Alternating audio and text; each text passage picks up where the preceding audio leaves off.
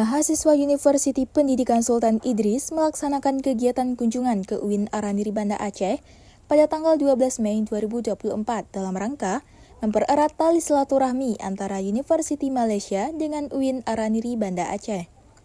Kegiatan ini dilaksanakan bertempat pada Pasca Sarjana Universitas Islam Negeri Araniri.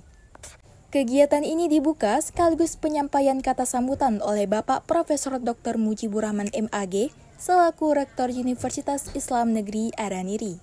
Dalam kegiatan ini disampaikan oleh Bapak Rektor mengenai pengenalan sejarah universitas, memperkenalkan hak istimewa universitas, dan memberikan pemaparan terhadap mata kuliah yang tersedia di Universitas Islam Negeri Araniri Banda Aceh.